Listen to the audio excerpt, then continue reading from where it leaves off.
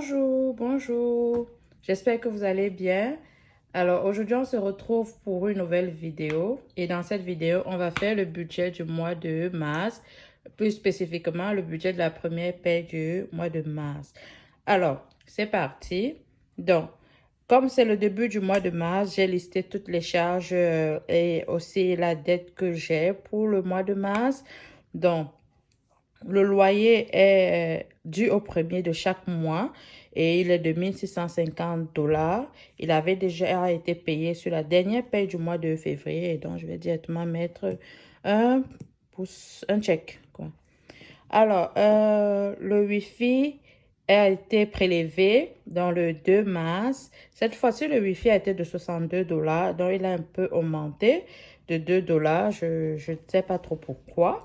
Donc, j'ai vu comme une augmentation. J'étais surprise. Donc, j'ai regardé ma facture, mais je ne comprenais pas trop l'augmentation. Donc, je vais encore aller regarder en profondeur. Et puis, c'est possible, je vais appeler le fournisseur de l'Internet et puis il va un peu m'expliquer ça. Parce que 2 $, c'est rien pour le mois, mais bon, si tu calcules à l'année, ça fait comme 24 $. Et avec 24 $, je peux payer quelque chose de plus pour me faire plaisir, quoi, un vêtement ou bien n'importe quoi. Alors, assurance de la voiture, 150 $, le 5 mars. 5 mars est tombé le samedi. Donc, généralement, pendant les fins de semaine, ils ne font pas les prélèvements. Ils vont prélever les jours ouvrables. Donc, forcément, ce sera le lundi 7 mars qu'ils vont prélever. Alors, le iPhone et le iCloud, donc Apple, 60 $. Donc, iPhone, c'est quoi? C'est juste parce que j'ai fait un achat sur Apple Store d'un téléphone, le iPhone, et je paye par mois comme euh, et plus le iCloud, ça me revient à 60 $. Donc 58 $ pour le iCloud et puis le iCloud, pour le iPhone plutôt, et pour le cloud, ça me revient à 60 $, quoi. Électricité, ce mois-ci, électricité a baissé. Ça, c'était super. Quand j'ai vu la facture, j'ai dit, oh, c'est bon. Le mois dernier, il était à 40 $ d'électricité. Donc là, c'est passé à 38. C'est ça qui fait en sorte que j'arrive à couvrir l'augmentation qu'il y a eu sur le Wi-Fi. Donc, c'est super. Public, le fournisseur de mobile, 22 $. Et le 14 mars sera le prélèvement aura lieu le 14 mars. Le frais de la banque, c'est le 10 $ et le 11 mars. Netflix, 20 $.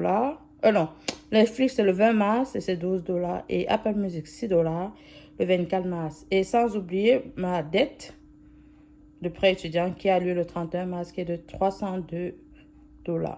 Bien, dans le calendrier, alors j'ai listé les dates de paye.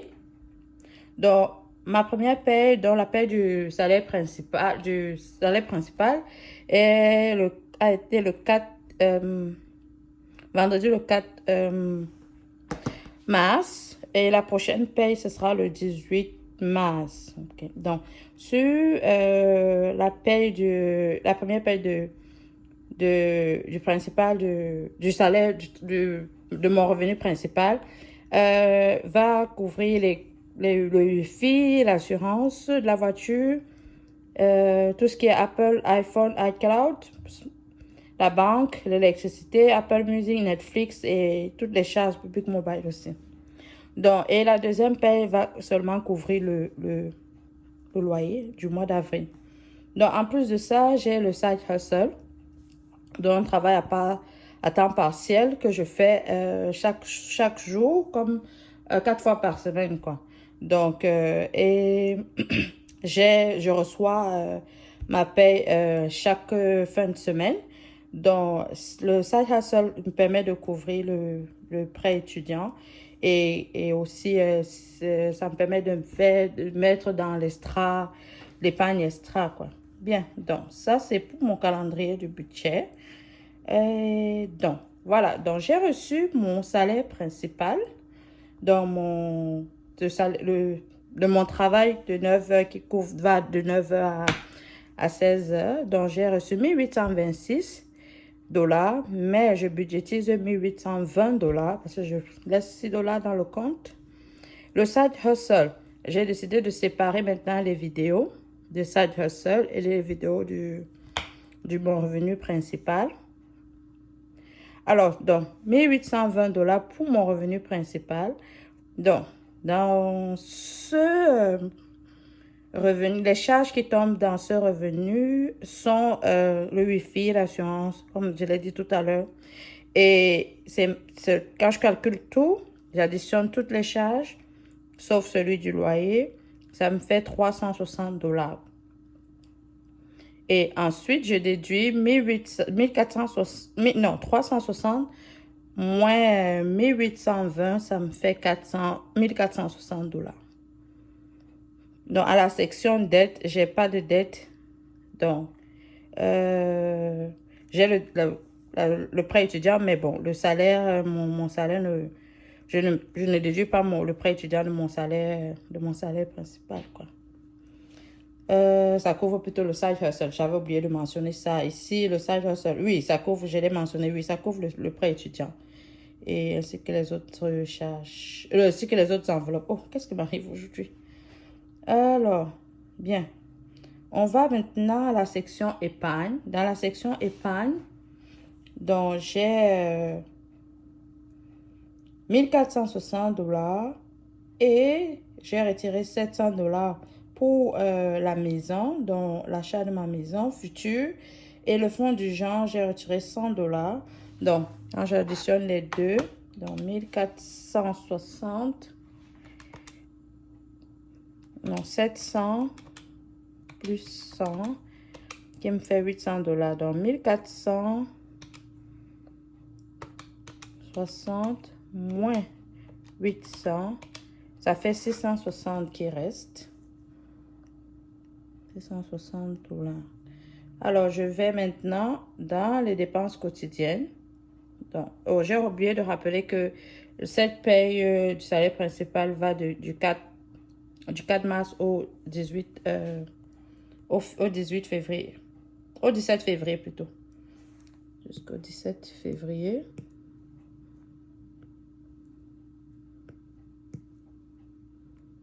Donc, les dépenses quotidiennes, s'ils vont aller du 4 mars au 17 février.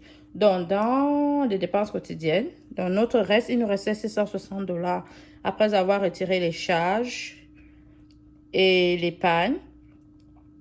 Donc, il me reste 660 $ à budgétiser. Donc, alimentation va avoir 130 $. Le gaz aura 50 $ pour les 2 semaines parce que la semaine qui arrive là, vers la semaine du 14, comme ça, on est en congé, on a un break d'une semaine. Donc, du coup, ça fait que je ne vais pas dépenser sur le gaz. Donc, la plupart du temps, je serai chez moi. Donc, je n'aurai pas besoin de mettre beaucoup pour le gaz. Mais j'ai quand même mis 50 $ parce que le gaz est vraiment cher actuellement. Donc, lessive, 10 $. Le café, juste 10 $. Je me budgétise 10 $. Et mon objectif, vraiment, rester dans ces 10 $ ou bien dépenser moins que 10 $. Le petit plaisir, j'ai enlevé. Pour les 2 semaines-ci, mon objectif, ne pas faire des achats manger à l'extérieur parce que vraiment, ça devient un luxe. Alors, quand je additionne tout, 130 plus 50 plus 10, ça me fait 200 $. Et 200 $ moins 660 $. Alors, on est à 460 $ qui nous reste à mettre dans les enveloppes. Bien. Alors, dans les enveloppes, qui sont un peu comme les épargnes futures, les épargnes à long terme, quoi. Donc, beauté aura 25 $. Tian aura 25 $. Shopping n'aura rien. Voiture va avoir 30 $.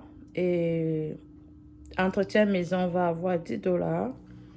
Déco maison aura 10 $. Famille aura 100 $ ce mois. Donc, je dois encore faire un envoi d'argent à ma famille qui n'est pas avec moi ici.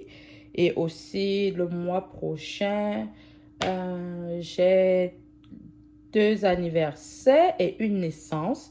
Donc, du coup, l'enveloppe famille, c'est l'enveloppe où je mets je vais mettre beaucoup d'argent sur les 2 prochains, ce mois-ci et le mois d'avril aussi. Donc, c'est pourquoi c'est le plus gros montant que je mets là.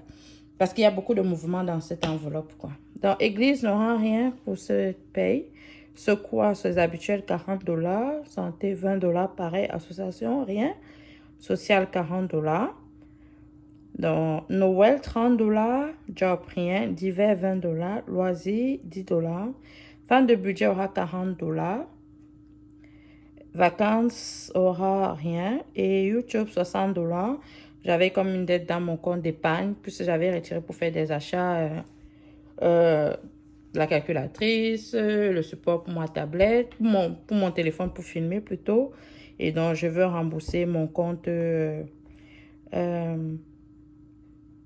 60 $ là dans mon compte. Donc, voilà. Donc, quand je calcule tout, ça me fait 460 $.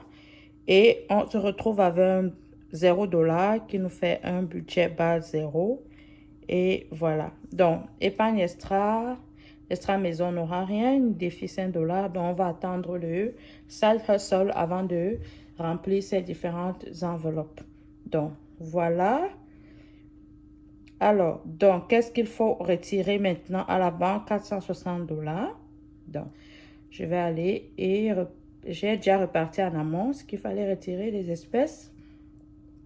Donc, beauté, comme il aura 25 $ que je dois mettre dans l'enveloppe. Donc, un billet de 20 $ et un billet de 5 $.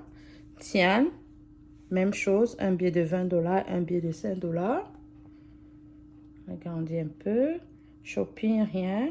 Voiture, 30 $, un billet de 20 $ et un billet de 10 $. Entretien maison, 10 $, donc un billet de 10 $. Déco maison, pareil, 10 $, un billet de 10 $. Famille, 100 $, donc un billet de 100 $. Et église, rien. Secours, 40 $, donc 2 billets de 20 $. Santé, 20 $, 2 billets de 10 $. Social, 40 $, 2 billets de 20 $. Noël, 30 $, un billet de 20 $, un billet de 10 $. Divers, 2 billets de 10 $ pour que ça fasse 20 $. Loisirs, 10 $, 2 billets de 5 $. Fin de budget, donc qui est mon enveloppe business, aura un billet de 20 $ et 2 billets de 10 $. YouTube aura un billet de 50 $ et un billet de 10 $.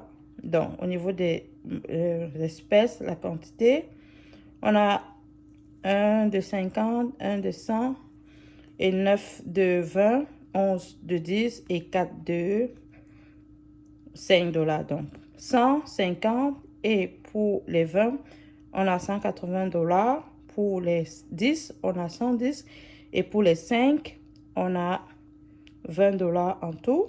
Alors maintenant, je remplis sur le bordereau et puis je viens vous montrer ce que ça donne. Alors bien, donc sur le bordereau de banque, alors j'ai listé ce que je vais apporter à la banque pour pouvoir faire mon retrait. Donc, un billet de 100, un billet de 50, et 9 billets de 20, 11 billets de 10, 4 billets de 5 qui nous font en tout au total 460 $. Donc, voilà, ça c'est bon. Donc, ça me permet de retirer mes espèces à la banque. Donc, voilà, c'est tout pour notre vidéo. Donc, on va se retrouver la prochaine fois pour une nouvelle vidéo. Et dans cette vidéo, on va faire le remplissage des enveloppes de 460 $. Bien. Merci d'avoir regardé jusqu'au bout. On se retrouve la prochaine fois. Portez-vous bien. Au revoir.